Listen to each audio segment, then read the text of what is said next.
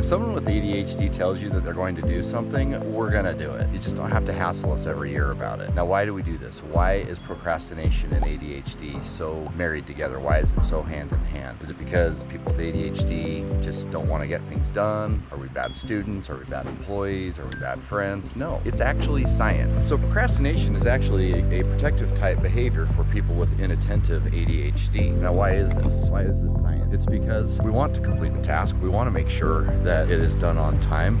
We really don't like having all of these open tabs. That's just kind of what we're used to. And so when it comes down to it, we want to complete the task, but we don't want to go into battle without any armor and without any weapons. So a lot of times when there is a task that does not get immediate attention, it can be one of two reasons. One reason, we don't see that it is going to give enough of a dopamine hit, for lack of a better term, positive payout. If the task does not seem to fit that criteria, we just don't do it. The second reason, we want to do the task, we don't know which app to use. So if you think of the brain as a computer and it's got all these apps, people that have inattentive and hyperactive type ADHD are a little short-staffed on some of the available apps. If you can't find the app to open whatever the file is required for you to complete this task, then that task is probably not going to get done. Same thing when you try to open an attachment from an email and your computer asks which file do you want to open this with, none of them work. Procrastination is actually a protective strategy for the ADHD brain, which helps maintain short-term sense of well-being. So completing a task a lot of times can be compared to going into battle, and if you do not have that of armor or the right set of tools, you're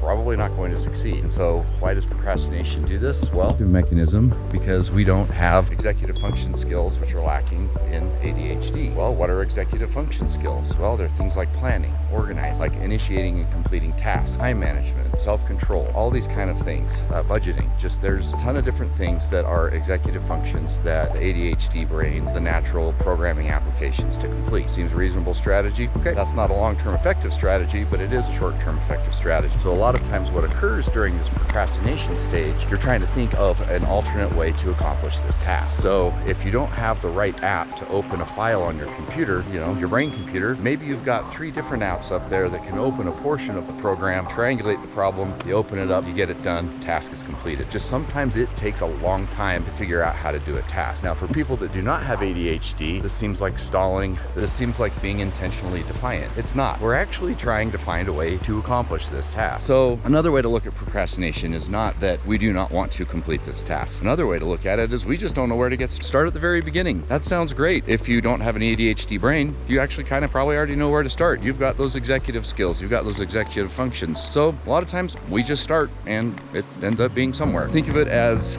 traditional society works with ready, aim, fire. With the ADHD brain, it is any combination of the 3. It's usually ready, fire, fire, fire, fire. Okay, maybe we should aim. That is kind of the way that an ADHD brain attacks an executive function type task. Looked at another way, problems getting started can actually just be seen more of a, well, we don't know where to start. We want to start, we just don't know where. And a lot of times that comes down to just lack of executive function. So the front part of the brain, that's where the executive function app is stored. People that have it, those of us that don't have it, well, yeah, it's not there. So we have to look from other areas to try to triangulate a solution to a problem. So again, start at the very beginning, very good place to start. That works for you, that's great. That does not work for me. So this is why stepping back, evaluating, coming up with a plan. Like most procrastination, there is actually some background time where there is some planning that is taking place, trying to figure out this problem is going to be solved. Yes, there is some energy that is wasted, for lack of a better term, into worrying about the task not being complete. At the end of the day, a lot of times it's actually storing up the energy in order to complete the task, using a method that is not the traditional way to complete such a task, but it's the way that you can complete it. All right, procrastinating does come in a couple of forms. There's, well, just the waiting to get started. Well, once you get started, you can also procrastinate finishing. What does that mean? It means you might get distracted in the middle. So just as it takes energy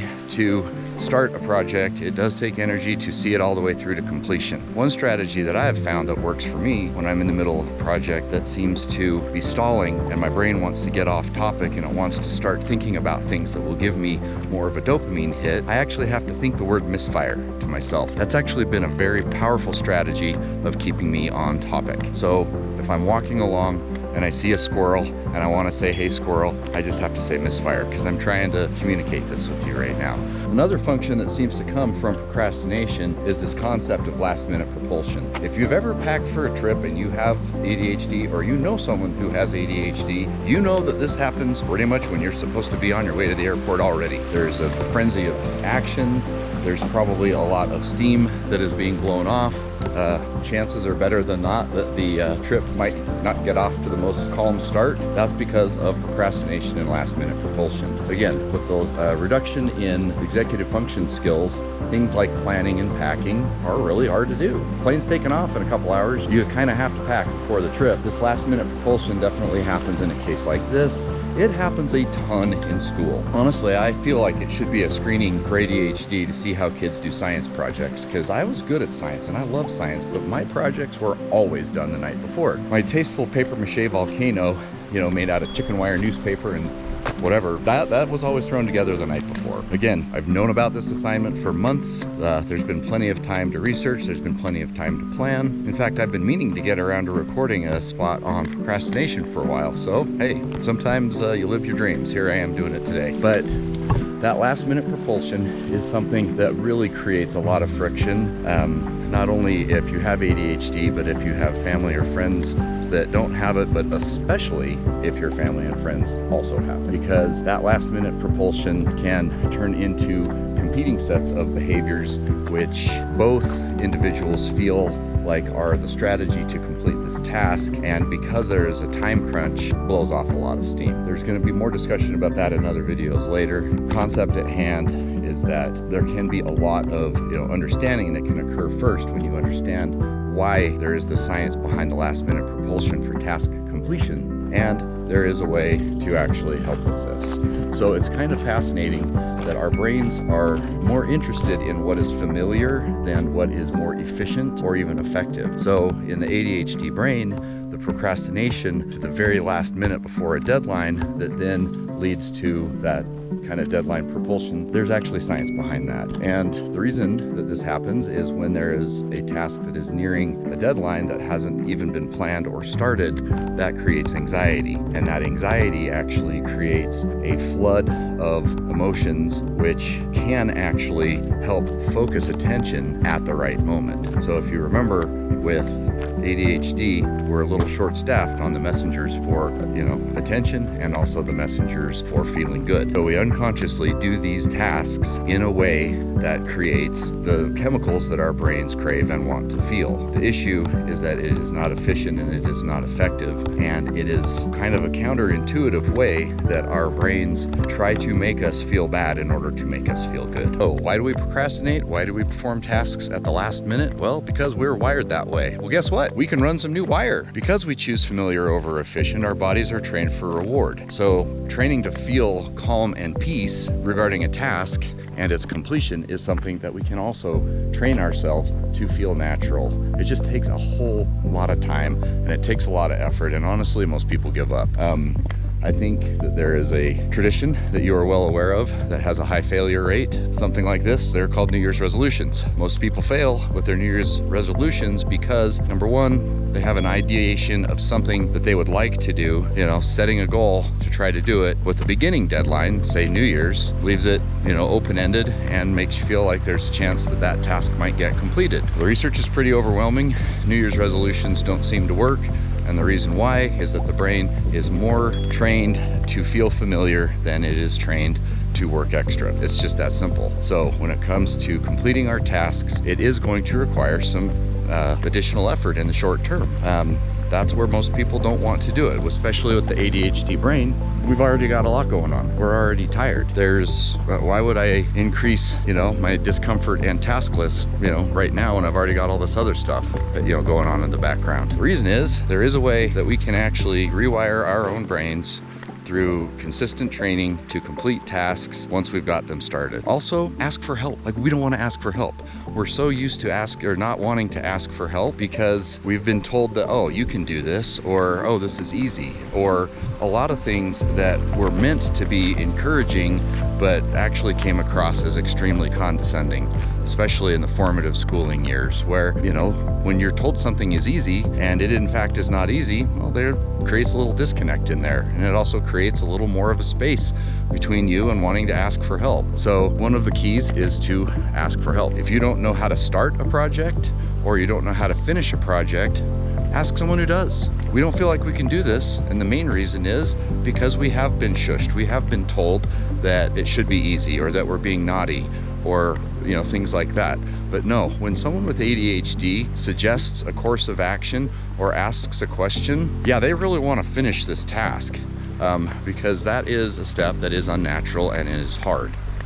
So when you look at procrastination as a means of keeping the ADHD brain feeling a sense of safety and security, and that it is science as to why tasks are put off, it helps to understand the why. And so the how of accomplishing can actually become something that is more of a discussion. Instead of being told, why aren't you doing this? Why can't you get this done? I need this done now. People that have ADHD do not need any extra pressure to complete tasks, because we're already doing it enough for ourselves. So what we need is some calm, what we need is some encouragement, and obviously some helpful suggestions as to where to start. If this is a task that has been scheduled by someone else, and that person is asking for a deadline and they're asking for completion, if the person with ADHD is hitting some roadblocks, they need to ask the person who has scheduled the task for some assistance. I know it sounds pretty simple, and it is, but it's not done very often, because we are so tired of being told that, that the reasons behind our lack of task accomplishment they're being made personal. They're being made like personality traits, instead of just, hey, I'm trying my best, but my computer doesn't have a couple of the programs installed on it that yours does. So of course it seems easy to you, but it doesn't seem easy to me. So please be kind to people with ADHD. Please be aware that if they say they're going to do it, they are in fact going to do it. They're just trying to figure out how, and they're also trying to figure out when. So if this is helpful to you or to somebody that you know, please hit like and subscribe, and we'll have more content like that. And also put in the comments strategies that you've done that seem to help you overcome the predisposition to procrastination. So in the comments, put what your strategies are. What have you done to help with your procrastination situation? Do you have something that could help the rest of us? We'd love to hear it. And thank you.